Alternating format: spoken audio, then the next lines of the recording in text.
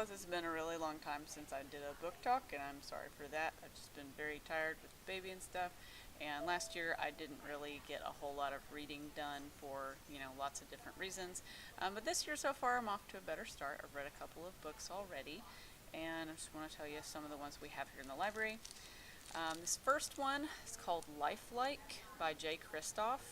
He was one of the people that wrote the Illuminae Chronicles, so if you liked those, you probably would like this as well. It's about a girl named Eve and her grandpa and her friend, whose name is Lemon Fresh for some reason, and this plucky little robot and her robot dog. There's lots of people in this book, but anyway, they're in kind of a steampunky type setting.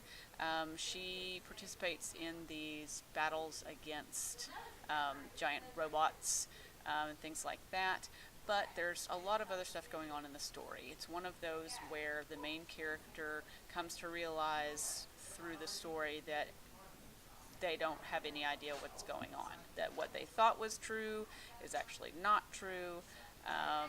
There are characters in the book that let her know what's really going on, and one of them is what they call a lifelike. Basically, he is not really a robot, not really an android, but he's not a human.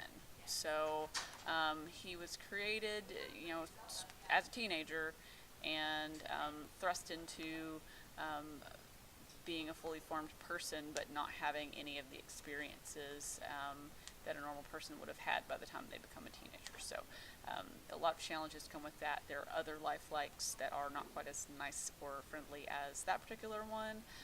But if you like technology, you like future dystopian type stories, star-crossed love stories, then you probably would like that. The other one that I finished, I actually listened to this on audio, Magnus Chase and the Gods of Asgard's The Sword of Summer. And this one, I haven't read a Rick Riordan book in a long time.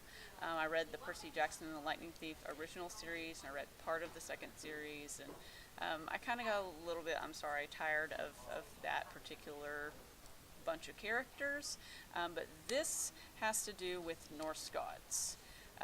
Main character Magnus Chase, his mother was killed a few years ago, and he has been homeless since then. He's been living on the streets of Boston. He had two friends that you find out fairly early in the story are not humans. One is an elf and one is a dwarf, and they've been trying to protect him. But unfortunately, they didn't do their job so well, and he got killed and sent to Valhalla, which is the Norse place where warriors who are killed heroically in battle go. So you've got all kinds of, if you've read any Rick Riordan stuff before, it's very funny.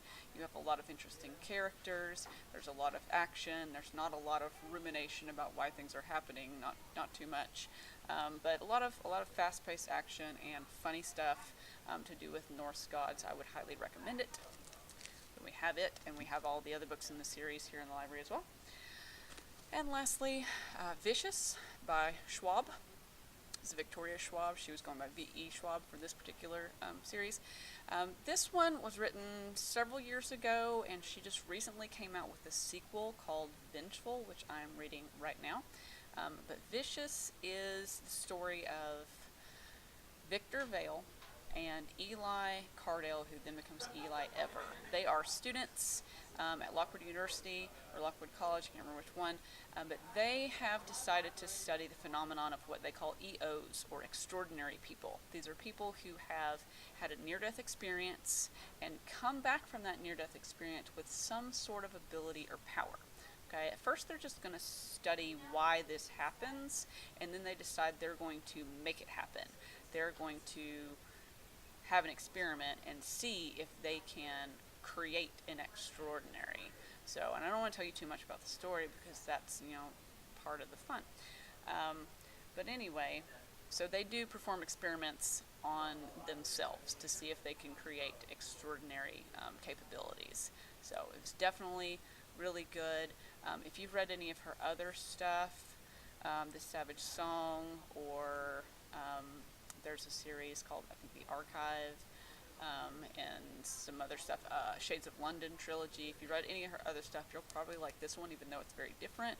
It's also a little bit more adult.